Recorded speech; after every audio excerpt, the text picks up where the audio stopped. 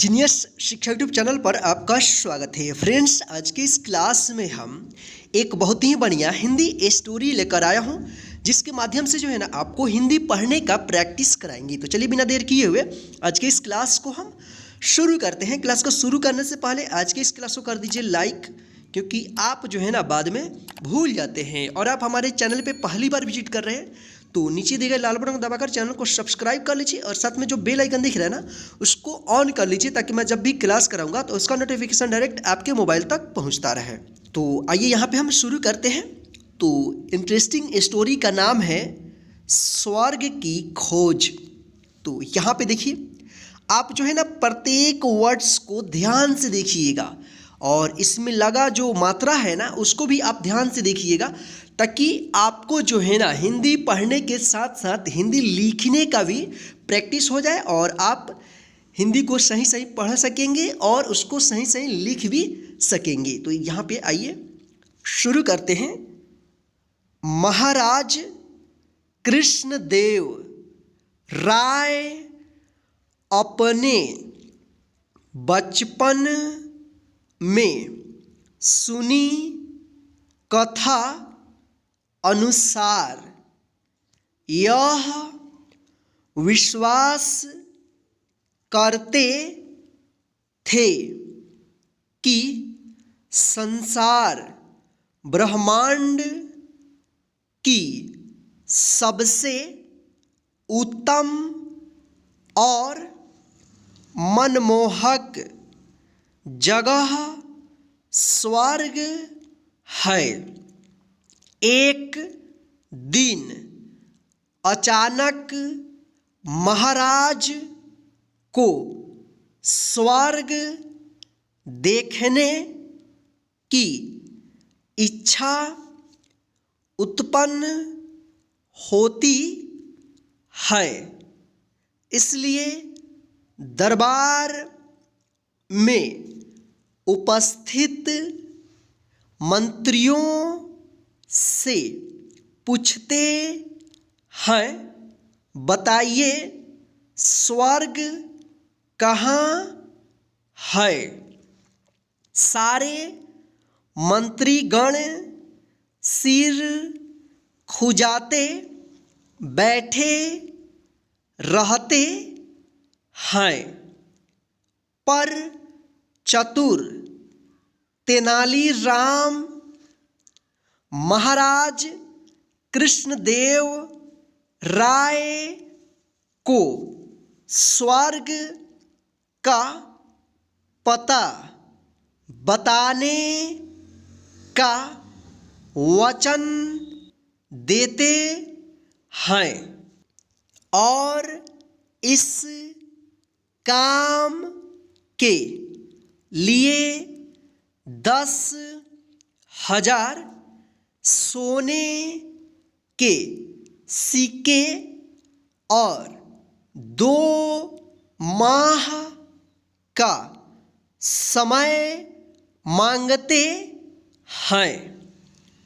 महाराज कृष्णदेव राय तेनालीराम को सोने के सिक्के और 2 माह का समय दे देते हैं और शर्त रखते हैं कि अगर तेनालीराम ऐसा न कर सके तो उन्हें कड़ा दंड दिया जाएगा। अन्य दरबारी तेनालीराम की कुशलता से काफ़ी जलते हैं और इस बात से मन ही मन बहुत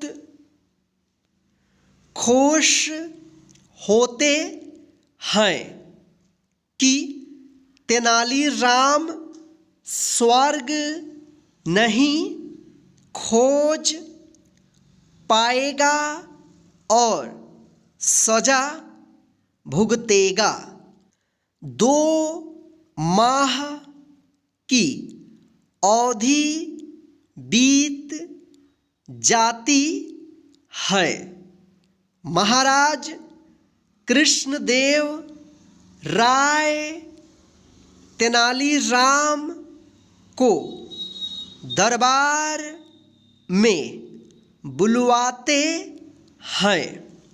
तेनालीराम कहते हैं कि उन्होंने स्वर्ग ढूंढ लिया है और वे कल सुबह स्वर्ग देखने के लिए प्रस्थान करेंगे।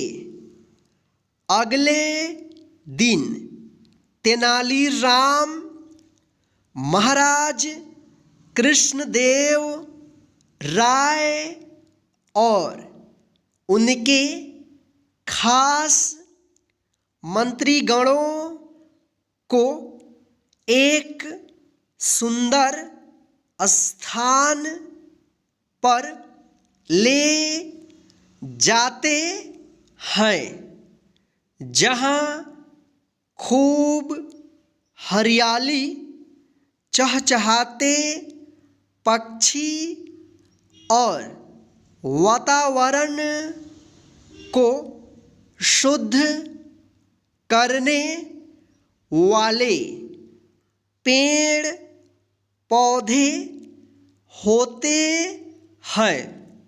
जगह का सौंदर्य देख महाराज कृष्णदेव राय अति प्रसन्न होते हैं, पर उनके अन्य मंत्रीगण स्वर्ग देखने की बात महाराज कृष्णदेव राय को याद दिलाते रहते हैं।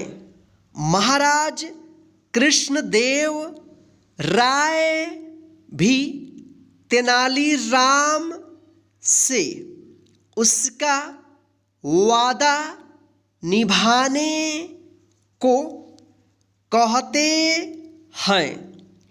उसके जवाब में तेनालीराम कहते हैं कि जब हमारी पृथ्वी पर फल फूल पेड़ पौधे अनंत प्रकार के पशु पक्षी और अद्भुत वातावरण और अलौकिक सौंदर्य है, फिर स्वर्ग की कामना क्यों, जबकि स्वर्ग जैसी कोई जगह है भी इसका कोई प्रमाण नहीं है। महाराज कृष्णदेव राय को चतुर तेनालीराम की बात समझ आ जाती है और वो उनकी तारीफ करते हैं।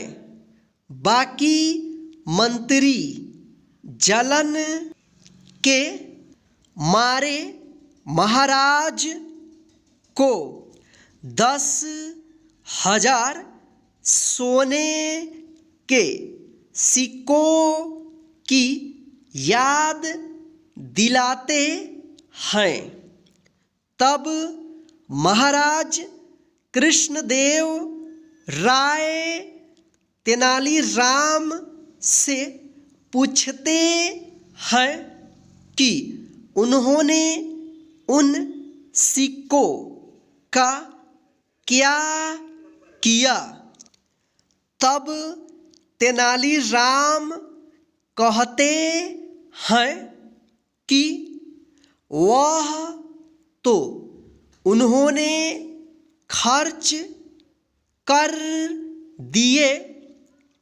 तेनालीराम कहते हैं कि आपने जो 10,000 सोने के सिक्के दिए थे उनसे मैंने इस जगह से उत्तम पौधे और उच्च कोटि के बीज खरीदे हैं, जिनको हम अपने राज्य विजयनगर की जमीन में प्रत्यर्पित करेंगे, ताकि हमारा राज्य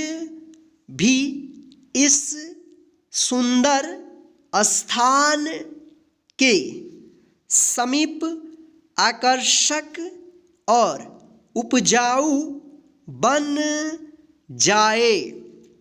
महाराज इस बात से और भी प्रसन्न हो जाते हैं और तेनालीराम को ढेरों इनाम देते हैं और एक बार फिर बाकी मंत्री अपना सा मुंह ले कर रह जाते हैं।